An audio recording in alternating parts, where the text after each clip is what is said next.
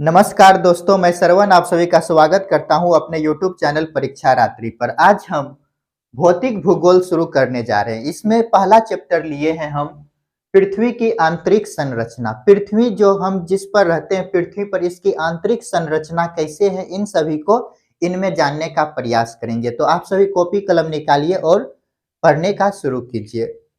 यदि पृथ्वी देखें तो पृथ्वी कैसा है? गोल है। ऐसा है पृथ्वी। तो यदि बोले पृथ्वी की आंतरिक संरचना, तो पृथ्वी का बाहरी संरचना नहीं, अंदर ये मान लेते हैं केंद्र है। तो केंद्र से यहाँ तक की संरचना के बारे में हमें जानना है। ये पृथ्वी की आंतरिक संरचना कैसी है। ये जो पृथ्वी केंद्र से यहाँ तक की दूरी, ये क्या है? त्रिज्या। त्रिज्या को r से लिखते हैं। ये यदि देखें कितना है तो 6378 किलोमीटर। 78 किलोमीटर।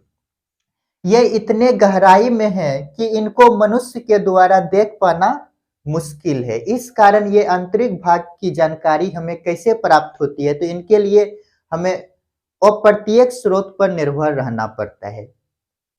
तो पहले इतना लिखते हैं, उनके बाद आगे बढ़ते हैं। तो क्या देखें हम, पृथ्वी का केंद्र से सतह से केंद्र तक की दूरी अधिक होने के कारण इनके बारे में जानकारी हमें अप्रत्यक्ष स्रोतों से मिलती है। हम इनका अनुमान ही लगा सकते हैं कि यहाँ पर भारी पदार्थ होगा, यहाँ पर तरल पदार्थ होगा, जो भी होगा इन सब पर हम अनुमान ही लगा सकते हैं। तो इन्हीं को पहले लिखते हैं। चूंकि मनुष्य के लिए पृथ्वी का आंतरिक भाग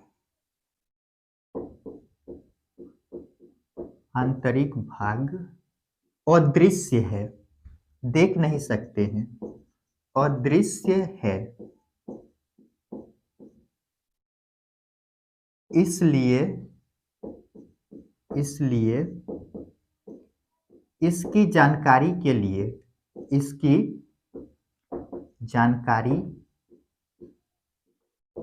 के लिए अप्रत्यक्ष स्रोत पर निर्भर हैं। अप्रत्यक्ष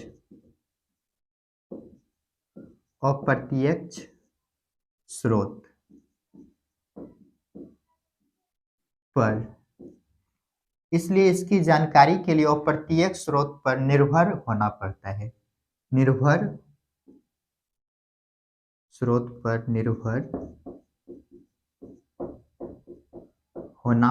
है।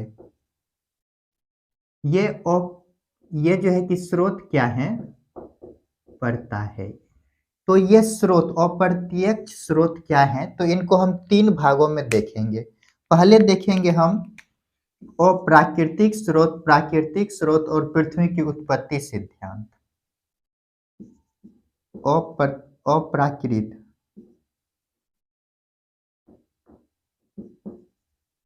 अप्राकृतिक स्रोत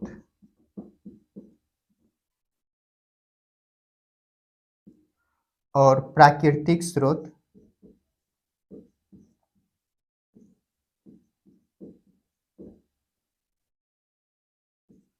और पृथ्वी की उत्पत्ति सिद्धांत।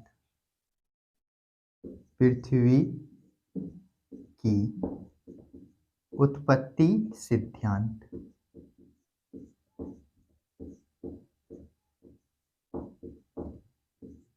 ये तीनों कारक हैं जिससे कि हम पृथ्वी के अंदर के बारे में हम जानकारी प्राप्त करते हैं। यदि बोले अप्राकृतिक स्रोत में क्या है, तो घनत्व के आधार पर जानने का प्रयास करते हैं। उसके बाद दाब पर, उसके बाद तापमान का सहारा लेते हैं इनको जानने के लिए, तापमान। और यदि बोले प्राकृतिक स्रोत में भूकंप, ज्वालामुखी,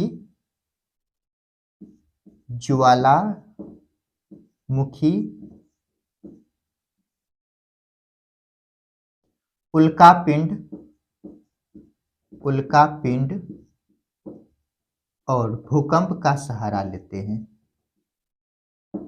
भूकंप ये ज्वालामुखी, उल्का पिंड और भूकंप के द्वारा हमें ये पृथ्वी की आंतरिक सतह के बारे में जानकारी प्राप्त होती है। यदि बोले पृथ्वी की उत्पत्ति सिद्धांत, तो इनमें हम सबसे पहले पढ़ चुके हैं big bang theory. Big bang theory theory तो जल्दी से इनको पहले नोट कीजिए, उसके बाद ये अप्राकृत स्रोत को जानेंगे। तो हम क्या देखें, इनको समझ लेते हैं। पृथ्वी की केंद्र सतह से केंद्र की दूरी अधिक होने के कारण इनके हमें हमें इनके अंदर की घटना के बारे में सही से जानकारी प्राप्त नहीं हो पाते हैं, जिसके कारण हम क्या करते हैं, अप्रत्यक्ष स्रोतों पर निर्भर हैं। ये अप्रत्यक्ष स्रोत क्या है, तो इनमें अप्राकृतिक स्रोत में दाब, घनत्व, दाब और तापमान है। और यदि प्राकृतिक स्रोत ले तो ज्वालामुखी, उल्कापिंड, भूकंप के माध्यम से समझने का प्रयास करते हैं पृथ्वी के केंद्र में क्या क्या है या आंतरिक संरचना कैसी है। और तीसरा है पृथ्वी की उत्पत्ति सिद्धांत, जिसमें हम बिग बैंग थ्योरी को जान चुके हैं, जिसके कारण पृथ्वी जो है कि यह न्यूट्रॉन, प्रोटॉन और इलेक्ट्रॉन से मिलकर बने होते हैं। तो जल्दी से इनको पहले नोट कीजिए। चलिए इनको मिटाते हैं।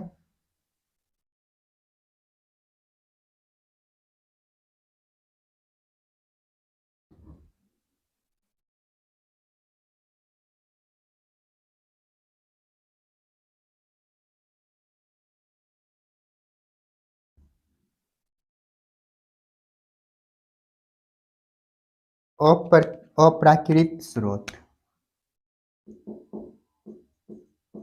अप्राकृतिक स्रोत, इसमें पहला क्या लिए थे, घनत्व। घनत्व के आधार पर समझने का प्रयास करते हैं। घनत्व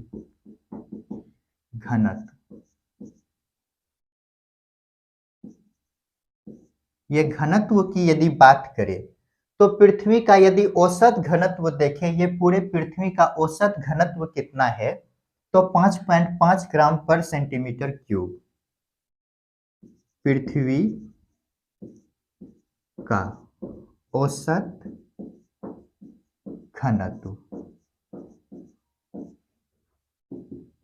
5.5 ग्राम पर सेंटीमीटर क्यूब। यदि बोले पृथ्वी के भूपर्पट्टी का, यानी कि ये वाले भाग का घनत्व कितना है, भूपर्पट्टी ऊपर वाले भाग, पृथ्वी के भूपर्पट्टी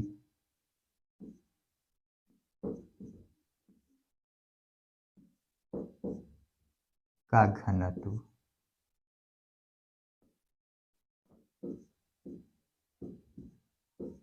कितना है, तो 3 ग्राम पर सेंटीमीटर क्यूब। यदि बोले पृथ्वी के केंद्र, ये वाले भाग केंद्र का कितना है, ये केंद्र का यदि बोले पृथ्वी के केंद्र का घनत्व कितना है, ये 11 या 12, कहीं कहीं 11 कहीं कहीं 12 मिलता है, ग्राम पर सेंटीमीटर क्यूब। इनको ऐसे हम यहाँ पे समझ सकते हैं। ये मान लेते हैं क्या, पृथ्वी है, और ये वाले भाग का, ये यदि टोटल देखें, ये जो टोटल है, ये यहाँ से यहाँ तक के पूरे भाग का, ये तो गोल है, तो यहाँ से यहाँ तक के ये औसत यदि घनत्व की बात करें, ये पूरे औसत घनत्व की यदि बात करें, तो कितना है, 5.5 ग्राम पर सेंटीमीटर क्यूब। यदि बोले पृथ्वी के भूपर्पट्टी, यानी कि ये वाले भाग, ये बाहरी भाग जो है, इसका घनत्व कितना है, 3 ग्राम पर सेंटीमीटर क्यूब। और बोले यदि केंद्र का भाग, ये यहाँ का केंद्र का भाग जो है, इसका कितना है, तो 11 या 12 ग्राम पर सेंटीमीटर क्यूब है। तो जल्दी से इनको नोट कीजिए। तो इससे हमें क्या जानकारी प्राप्त होता है, तो पृथ्वी की आंतरिक संरचना में यदि देखें तो घनत्व कहाँ पे कितना है, इनकी जानकारी प्राप्त होती है। जल्दी इनको मिटाते हैं।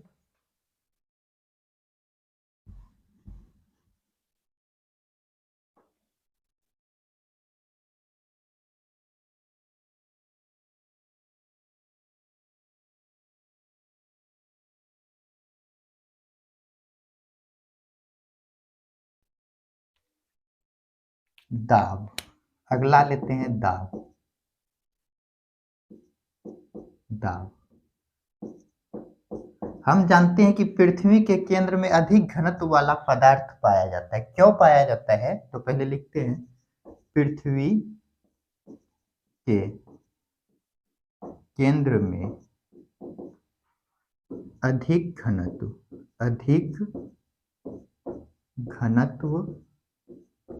वाला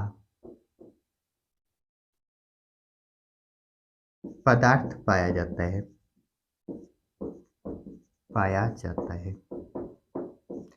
क्यों पाया जाता है अधिक घनत्व वाला?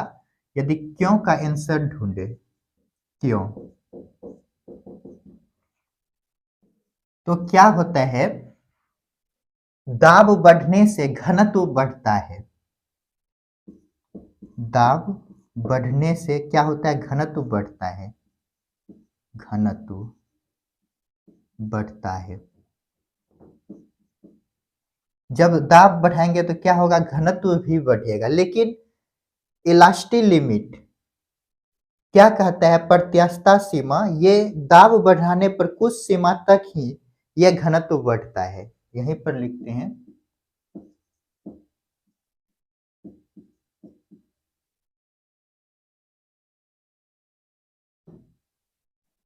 प्रत्यास्थता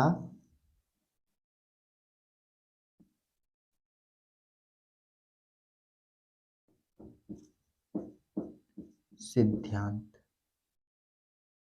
सीमा, इलास्टिक लिमिट, इलास्टिक लिमिट, ये क्या कहता है? दाब बढ़ने पर घनत्व निश्चित सीमा तक ही बढ़ता है, उसके बाद घनत्व बढ़ना समाप्त हो जाता है। तो ये क्या कहते हैं? दाब बढ़ने पर ये जो घनत्व है, घनत्व एक निश्चित सीमा तक बढ़ती है। एक निश्चित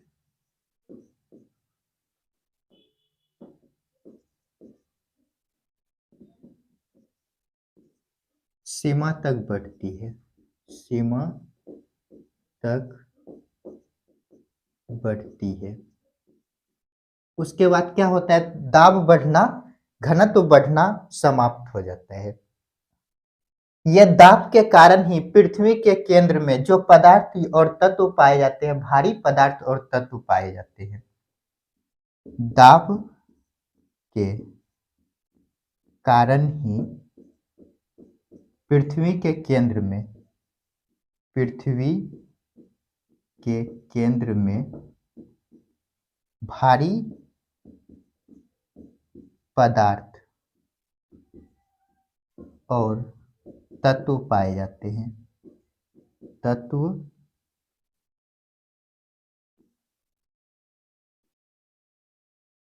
पाए जाते हैं। इससे हमें क्या पता चलता है? पृथ्वी के आंतरिक भाग का रासायनिक और भौतिक संरचना कैसी है। यहीं पर लिखते हैं, इन दोनों को लिखने के बाद लिखिएगा, इससे हमें पृथ्वी के केंद्र का, पृथ्वी की आंतरिक भाग का, पृथ्वी के आंतरिक भाग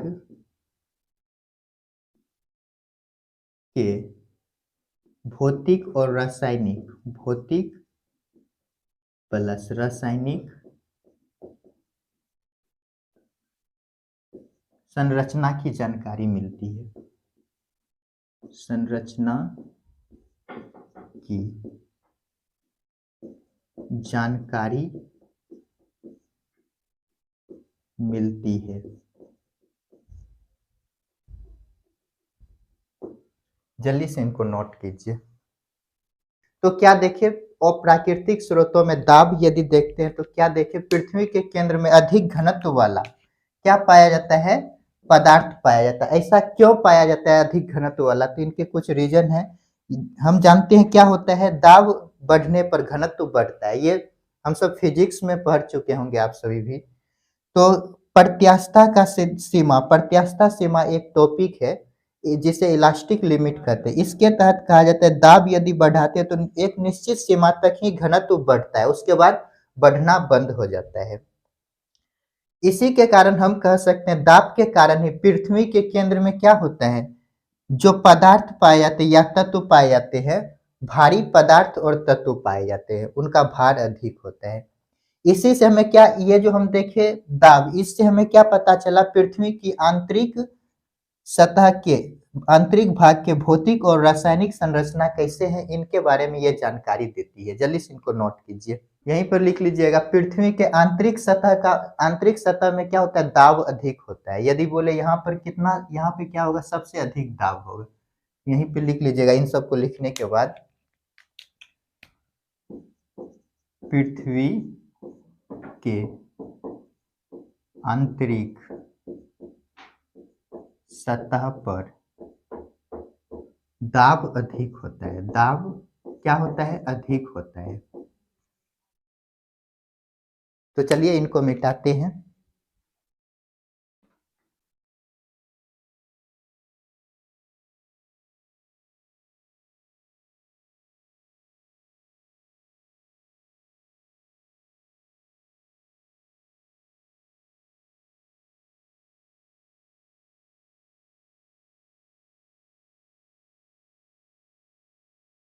यदि तापमान देखें,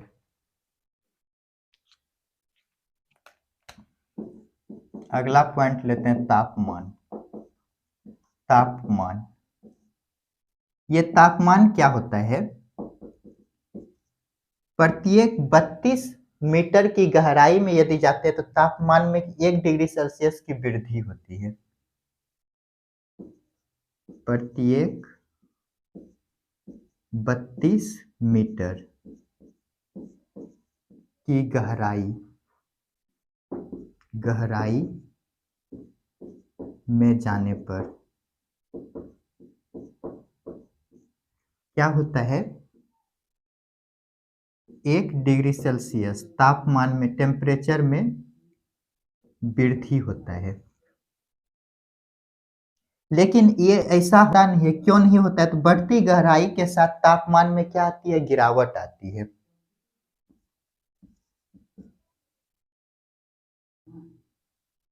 बढ़ती गहराई के साथ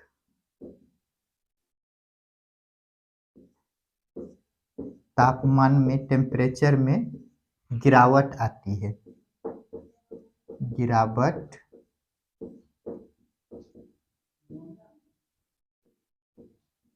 आती है। यदि हम देखें तो प्रत्येक 100 किलोमीटर तक, 100 किलोमीटर तक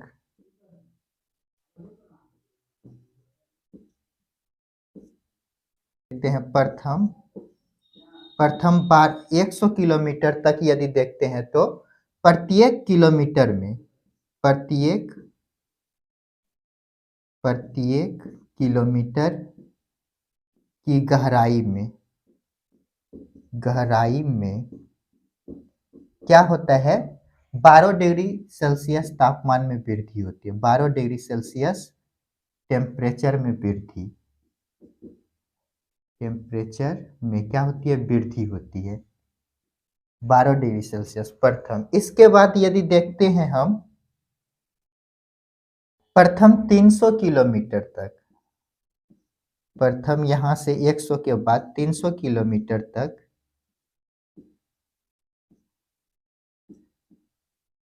प्रत्येक किलोमीटर की गहराई में, प्रत्येक किलोमीटर की गहराई में क्या होता है, गहराई में 2 डिग्री सेल्सियस तापमान वृद्धि होती है। 2 डिग्री सेल्सियस टेम्परेचर क्या होती है, बढ़ती है। इसके बाद 300 किलोमीटर के बाद प्रत्येक किलोमीटर में 1 डिग्री सेल्सियस तापमान में वृद्धि होती है।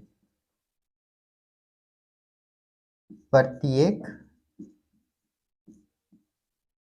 किलोमीटर में क्या होती है? 1 डिग्री सेल्सियस टेम्परेचर में वृद्धि। तो हम क्या देखते हैं, तापमान यदि देखें, तापमान के आधार पर यदि पृथ्वी की आंतरिक संरचना के बारे में जानकारी यदि प्राप्त करते हैं तो हमको क्या पता चलता है, प्रत्येक, पहले तो हम जानते हैं क्या, 32 मीटर की गहराई में जाने पर क्या होता है, 1 डिग्री टेम्परेचर बढ़ जाता है। लेकिन क्या होता है, ऐसा होता नहीं है, बढ़ती गहराई के साथ तापमान में क्या आने लगता है, जैसे जैसे हम पृथ्वी के अंदर जाते हैं तो क्या होता है, तापमान में गिरावट आने लगता है। तो यहीं पे लिखें, बढ़ती गहराई के साथ तापमान में क्या आती है, गिरावट आती है। प्रत्येक 100 किलोमीटर तक यदि हम यहाँ से चले और 100 किलोमीटर तक चलते तो क्या होती है, यहाँ पर 12 डिग्री सेल्सियस टेम्परेचर बढ़ता है यहाँ पर। उसके बाद 300 किलोमीटर तक, ये 100 से, 0 से यहाँ 100 तक आए, उसके बाद यदि 300 किलोमीटर तक जाते हैं तो यहाँ पर क्या होता है, 2 डिग्री, यहाँ पर प्रथम 100 तक तो 12 हो गया, उसके बाद 300 किलोमीटर तक 2 डिग्री सेल्सियस टेम्परेचर क्या होती है, बढ़ता है। यहाँ पर 2 डिग्री सेल्सियस टेम्परेचर बढ़ता है। उसके बाद, इसके बाद यदि अंदर जाते हैं तो प्रत्येक 1 किलोमीटर की गहराई में 1 डिग्री सेल्सियस टेम्परेचर क्या होता है, बढ़ता है। तो इससे हमें पृथ्वी की आंतरिक संरचना के बारे में जानकारी पता चलता है, क्या पृथ्वी की आंतरिक सतह कितना गर्म है और कितना ठंडा है। जल्दी से इनको नोट कीजिए। तो दोस्तों आज के लिए इतना ही। अब जो कल पढ़ेंगे उसमें हम प्राकृतिक स्रोतों को जानने का प्रयास करेंगे, उनके आधार पर पृथ्वी की आंतरिक संरचना के बारे में जानेंगे। तो मिलते हैं नेक्स्ट वीडियो में। अपने माता पिता का सम्मान कीजिए और पढ़ते रहिए। मेरे वीडियो को लाइक, शेयर और कमेंट कीजिए।